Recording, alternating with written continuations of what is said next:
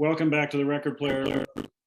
In the 1980s, electronic pop music and new wave was evolved from disco and punk, and one of the leaders at that time was Montreal's Men Without Hats. The hits Pop Goes the World and, of course, Safety Dance became not only Canadian classics, but massive hits worldwide.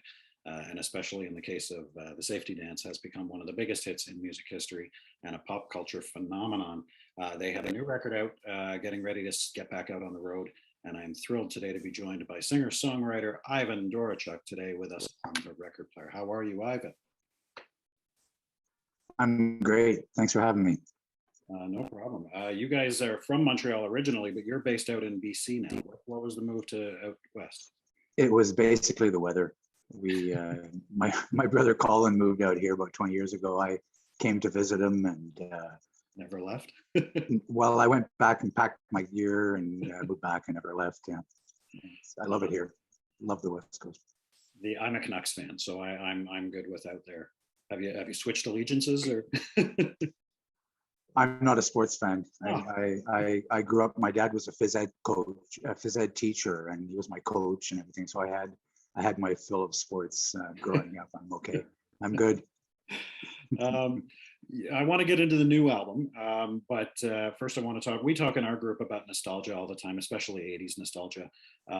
You may have a new record out now, but and it's been a few years since you've had a record out, but you guys have been out touring. You've been touring with your peers with Berlin and Erasure and a whole bunch of other bands for the past decade. I mean, what's that been like being out on the road with those guys? It's been great. It's a real big family now that goes out there every time. Back in the days, in the 80s, when we first started out, there was a lot more competition. Being in a band, in a young band, was like being on a hockey team. It was there's only so many spots in the charts. There's only so many, places to play in every town. So it's a lot more relaxed now. People are doing it because they want to have fun and because they enjoy what they're doing. And like you said, I've been touring with people that I grew up, that I listened to, and I know the reason why I'm doing what I'm doing.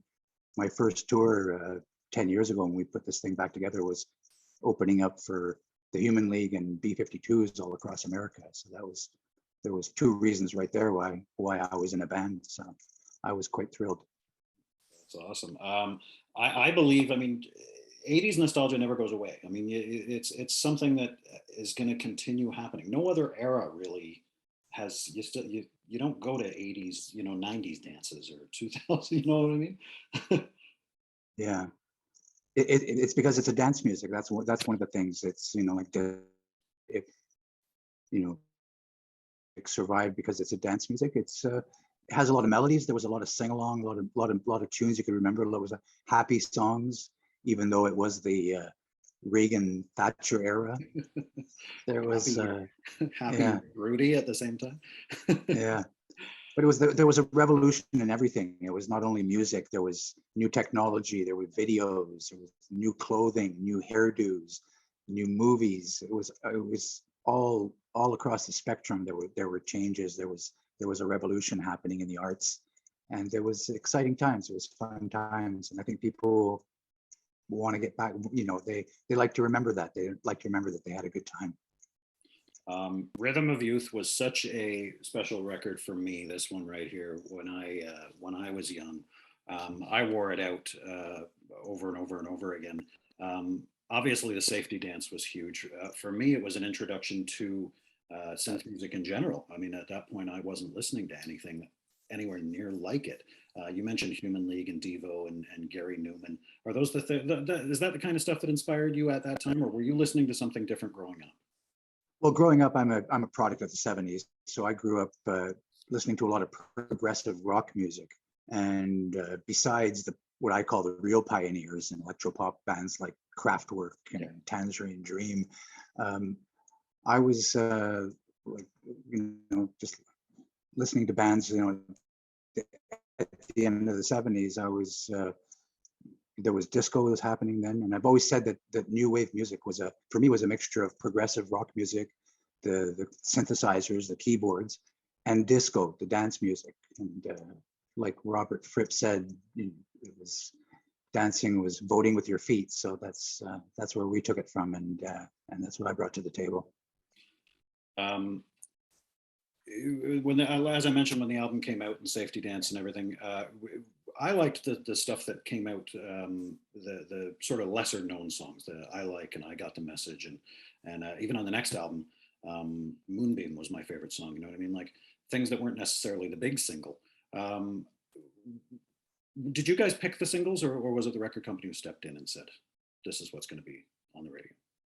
For Rhythm of Youth, the release was a Canadian only release at the beginning. We didn't have an American deal, and we picked, the band and the label picked the same single.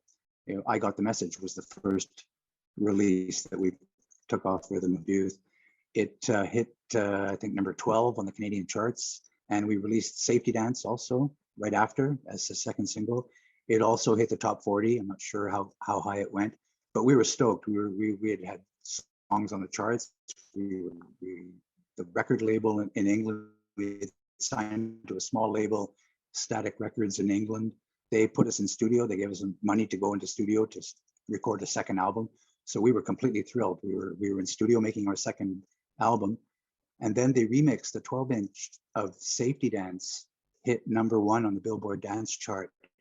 And we didn't even have an American deal, and so we had a lot of interest in the band at that point. There was a lot of labels knocking on our door, and we finally signed a deal, and were taken out of the studio and put into a tour bus and put on the road to support the record, and the rest is history. But yeah, we had no idea. We didn't even know we had, you know, that it was going to be that big. We were already making the second record, but completely happy. We thought we made it already. So well, I mean, looking back, I mean, obviously Safety Dance has taken on a whole life of its own. I mean, this is something that's become a pop culture thing. It's everywhere. It's in movies, it's on commercials, it's on TV.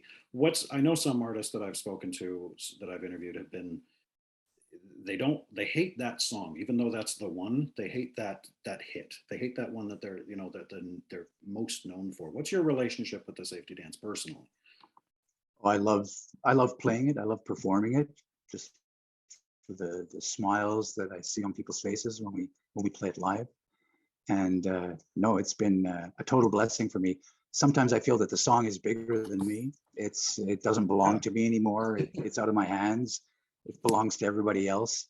And I'm some kind of museum curator that's going around with the world with a musical artifact that I'm presenting and bringing people, you know, incredible amounts of joy. So it's all good. I mean, I hear Pop Goes the World being sung in soccer stadiums around the world now as a soccer chant too. And it's like, that's it. I don't think those people know that, you know, the song is by Men Without Hats, or that the singer's name is Ivan, but I don't really care. It's like I say, it's out of my hands now. It must feel surreal though, to listen to it and think, this is mine. I wrote this. Mm-hmm. It is quite, like I say, it's sometimes I'm so detached from it also that I can appreciate things like everybody else. It's cool. I've always wanted to know, so I ask you now, what exactly is the Safety Dance? I've never known. What is the Safety Dance? Where did that come from? Well, the origin story is a true story. It was the dying days of disco, and every now and then the DJ would slip in a new wave song like Blondie's Heart of Glass, or the B-52's Rock Lobster, or a Devo song. And we would get up and start pogoing, jumping up and down and bouncing off each other. It was the precursor to slam dancing and the mosh pit. But nobody had ever seen it before. The bouncers thought we were trying to start a fight, and we would get kicked out invariably. So after about 2 or 3 times of that happening, I went home and wrote an 80s protest song against against not being allowed to dance if you want to. And I think that's a message that people still need to hear. It's a cross-generational message now. Like, pop culture has you know, sort of adopted the song, and you know, shows like Glee have brought us a whole new generation of listeners. So I thought I would hate that version of it, and I thought it was amazing. I thought they did it very well. So. my son found out who I was through the Crazy Frog. He came home from school one day at 8 years old and said, "Dad, my friends think you're the Crazy Frog," you know. And so, you know, like I say, it's all good. It's great. We have a great time with it. I love seeing my original fans when we play live. They bring their kids and sometimes their grandkids, and everybody seems to be enjoying it and getting the message. So it's good. It's fun. Making me feel old. Speaking of old, music videos, at the time that you guys came out, music videos were fairly, you know, in their infancy for the most part. The video for Safety Dance was huge. It was like an elaborate production. I mean, where was that shot? That was shot in the UK. It was shot in West Kingston, which is kind of near Bath. Mm-hmm. And it was yeah, I think the video also, it was definitely a big part of the success of the song. One reason being because MTV at the time only had about half a dozen videos, and every one of them was on extremely heavy rotation. And the thing is that the video is kind of timeless, since it's not, everybody was expecting a guy to show up with pointy shoes and spiked hair and zippers on his jacket, and they get this Pied Piper medieval kind of take on the thing. And I think it threw a lot of people for a loop. It allowed a lot more people to enjoy the song, and that's what the whole song is about. It's about not succumbing to peer pressure and, you know, marching to your own drum and, you know, following your own heart. So everything kind of gelled together. It was just a you know, kind of one of those times in this industry. There's so many pieces of the puzzle that have to come together, and not only come together, but come together at the same time. And this was one of those just magic times. You know, the whole thing was magical. We were on tour, and I got yanked out. You got to go shoot this video. So they flew me there and back on Concorde, because, you know, time was of the essence. And so the whole thing was kind of this dream for me, you know, to partook in, you know. So it's a beautiful memory for me anyway. So last year I'm reading the press releases and upcoming new releases in this, and I see New Men Without Hats, which gets me excited right off the hop because I'm a fan. And then I see that it's an EP, and it's called Again Part 1. And as I look a little bit closer, I realize that they're cover songs. And I'm thinking, okay, well, this is going to be interesting. What can I even do with these songs? Then I look and I see a couple of the songs, one of which scared the hell out of me. And I thought, how dare he? I don't know if anybody could do that. And it was amazing. It was a really good, mix of your style, but still kind of kept the song where I wasn't too mad at you. Obviously, Tragically Hip. What was the reasoning behind kind of getting in there and doing covers instead of doing an original thing? Well, the whole project started about 3 years ago. It was originally going to be a piano voice solo record, and I was going to do some covers, and I was going to reimagine some of the Hats catalog. And it's when I did the Tragically Hip song, we listened to it after, and I got really curious. I really wanted to hear how it would sound with a full Men Without Hats treatment. And so we went back into studio and we recorded it, and I really liked it. And it sent the project off in the direction of the records that we have today, which is, you know, full blown band and, you know, part cover, but mostly original songs. The reason I chose the Tragically Hip is I've always loved the Tragically Hip. I saw that first tour. That was the first song I'd ever heard of, you know, them. Went and met the guys after the show and hung out and got, you know, to touch base with Gord, you know, over the years now and then. And this is our tribute. We had to run it by the band. The band listened to it before they okayed it. So we were really happy with that. We were really stoked with that. And we knew we were playing with fire. Yeah. And we knew that. And I've been on a couple of hip talk boards where it's still pretty 50-50, you know. It's like people they're not convinced, you know. So you know, but it's, you know, it was all done in you know, with utmost respect and a lot of love. And so we hope people enjoyed it. I'm glad a lot of people did.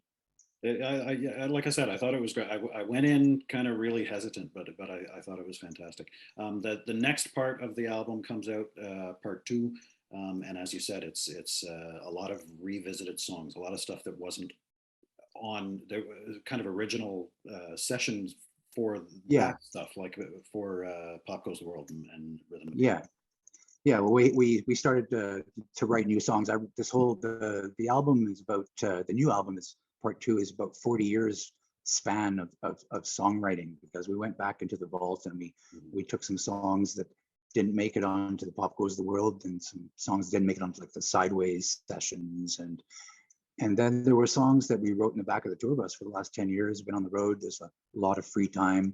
So I wrote a lot of songs then. And then while we were putting all this stuff down, we wrote a couple of new ones, right? Like a song like The Human Race was probably the last song that was written for the album. It was written while we were recording the whole thing. And we didn't really change that much. We had to fill in a few lyrics here and there, and maybe, add a few notes here and there, but most of it was the way it was back then. And so it's kind of cool, because even the themes are the same themes that we've been touching on, for these past 40 years. It's still about the ecology, and if we don't stop raping Mother Earth, she's going to blow up. And people are still talking about the same thing today. So. That's what I was going to say, is that when you listen to the new record, you can't necessarily tell what the older stuff is, what the older session stuff is, and what the brand new stuff that you've written. It's kind of timeless, in that it's still the Men Without Hats style. Men Without Hats, it's you guys, but you wouldn't be able to know what's new and what's not. Yeah, well, that's it. It kind of gelled. It's one of those albums we had a lot of fun making it, and I think that always shines through when a band is really having fun doing an album. It's not always the case. So this one was just a blast. We had already planned to take the time off to make the record, so it didn't affect our schedule. We weren't sort of doing trying to fill up time or anything like that. It was business as usual for us. So it was all in all, it was just great. We were isolated. We were on top of the Malahat Mountain on Vancouver Island. We had a family of 13 peacocks that followed us around everywhere we went. And that was we made our record. It was fun. And it was a family affair as well, because your brother's back. He was an original member of the group, as far as I know, and he's back now as part of the band. And also his daughter, your niece? His daughter, yeah, my niece Sahara. She's the female voice this time, and yeah, it's a real family affair. It's great. Colin produced the record with me, with Sho Murray, our guitarist, engineer, co-producer. And yeah, and use some of the same production techniques and even same instruments as what you used back then. That's right. I've kept a lot of the gear. We did a old school kind of production where you build a mobile inside of some place you've found where you're going to be isolated and able to make a lot of noise without disturbing anybody. And yeah, we had a Prophet sequential circuits, Prophet 5, that was used on the Safety Dance tracks. And for a lot of that album. So we had those instruments have their unique qualities. It's it's the difference between it's kind of like the difference between vinyl and digital and MP3s. You can hear the difference. So we had over 20-25 keyboards rig, a big huge rig plugged up, ready to go all the time. So it was a